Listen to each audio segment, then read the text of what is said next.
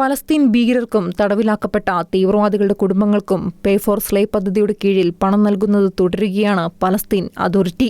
2025 ഏകദേശം $1 billion ഷെക്കലാണ് Palestine authority തീവ്രവാദികൾക്ക് കൈമാറിയത്. ആകെ തുകയിൽ 395 മില്യൺ NIS നിലവിൽ ജയിലിൽ കഴിയുന്ന തീവ്രവാദികൾക്ക് കൈമാറിയിട്ടുണ്ട്. ഭീകരാക്രമണങ്ങൾ നടത്തുന്നതിനിടെ കൊല്ലപ്പെട്ട തീവ്രവാദികളുടെ കുടുംബങ്ങൾക്ക് 92 മില്യൺ NIS-ഉം കൈമാറി. മന്ത്രിസഭാ യോഗത്തിലാണ് പലസ്തീൻ അതോറിറ്റി ഈ വിവരങ്ങൾ വെളിപ്പെടുത്തിയത്. ഇസ്രായേലുമായുള്ള പുതിയ ബന്ദി കൈമാറ്റത്തിന്റെ ഭാഗമായി മോചിപ്പിക്കപ്പെട്ട തീവ്രവാദികൾക്ക് പലസ്തീൻ അതോറിറ്റിയിൽ നിന്ന് പ്രത്യേക ഗ്രാന്റ് ലഭിച്ചതായും റിപ്പോർട്ടുകളുണ്ട്.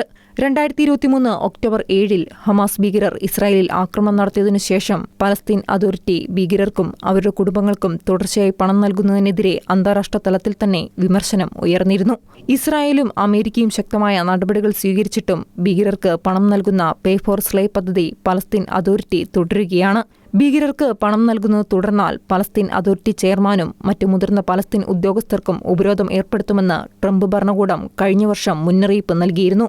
അമേരിക്കയുടെ ഇത്തരം നടപടികൾ ഒഴിവാക്കാനുള്ള ശ്രമത്തിന്റെ ഭാഗമായി പലസ്തീൻ ധനമന്ത്രിയെ അന്ന് പിരിച്ചുവിട്ടിരുന്നു. എന്നിരുന്നാലും പുതുതായി നിയമിതനായ ധനമന്ത്രി തീവ്രവാദികൾക്ക് പണം കൈമാറാനുള്ള അംഗീകാരം നൽകുന്നത് തുടരുകയാണെന്നാണ് മന്ത്രിസഭാ യോഗത്തിൽ വെളിപ്പെടുത്തിയിരിക്കുന്നത്. തീവ്രവാദികൾക്കുള്ള പേയ്മെന്റുകൾ കുറയാതിരിക്കാൻ അധ്യാപകർ, ഡോക്ടർമാർ, നഴ്സുമാർ എന്നിവരുൾപ്പെടെയുള്ള പലസ്തീൻ അതോറിറ്റി ജീവനക്കാരുടെ ശമ്പളം സമീപ മാസങ്ങളിൽ കുറച്ചിട്ടുണ്ട്.